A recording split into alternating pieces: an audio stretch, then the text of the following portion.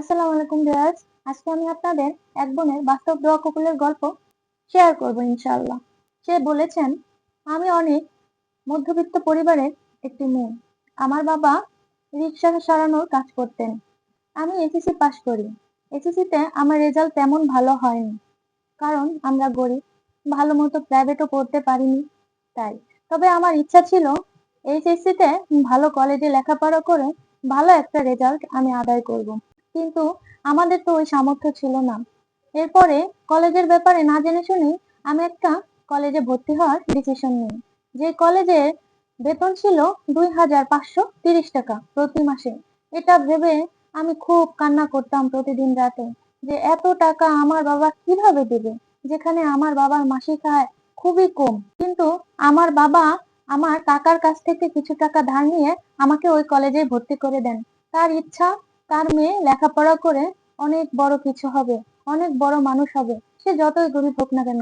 কিন্তু আমি তো আমার বাবার কষ্ট নিজের চোখে দেখি। আমি প্রতিদিন রাতে নামাজ পড়তাম আর কাঁদতাম, দুরূদ শরীফ পাঠ করতাম, ইস্তেগফার পড়তাম। সব সময় আমার জবে জবে ছিল ইস্তেগফার, দুরূদ শরীফ।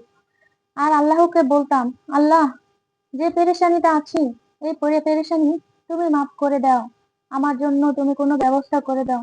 আমার বাবা যে অনেক কষ্টে টাকা জোগাড় করেছে, এই টাকা সে কিভাবে শোধ করবেন।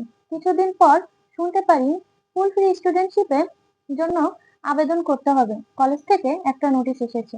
আমি স্যারের সাথে কথা বলে স্যার আমাকে বলল, তুমি তো স্টুডেন্ট ভালো না, যদি ভালো হতে তাহলে দেখতাম। ওই কথা শুনে অমত অবস্থায় আমার চোখের পানিতে আমার মুখ ভিজে যাচ্ছিল।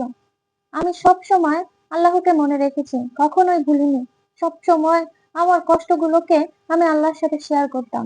আর দরুদ, ইস্তেগফার, ওই যে বলেছি, কখনোই আমি ছাড়িনি। সব সময় পড়তাম, আল্লাহর উপরে ইয়াকিন রেখেছি। এরপর 1 মাস পরে দেখি আমার বেতনে টাকা মাত্র 30 টাকা পরিশোধ করতে হবে। আমি তো অবাক, এটা কেমন করে হলো। এবং আমি ফুলফিল স্টুডেন্টশিপে পুরো একটা বছর লেখাপড়া করেছি, এবং আমার সমস্ত কোচিং, সমস্ত কিছুর দায়িত্ব আমাদের স্যার ম্যাডামরা ফ্রিতেই করিয়ে দিয়েছিল। আমি জানতাম আমার আল্লাহ আমার উপরে তার গায়বী রহমত বর্ষণ করবেন, তিনি আমাকে ফিরিয়ে দেবেন না। আল্লাহর উপর এই একিনই এই বোনটির সমস্ত দোয়াকে কবুল করে নিয়েছে। আল্লাহ বলেছেন, তোমরা আমাকে যেভাবে ভরসা করবে, যেভাবে ভাববে, আমি তোমাদের সাথে ঠিক তেমনটাই করব। হ্যাঁ বন্ধুরা, আমরা সবসময় আল্লাহকে ভরসা করে দোয়া করব, এটা ভেবে যে আল্লাহ আমাদের পাশে আছে।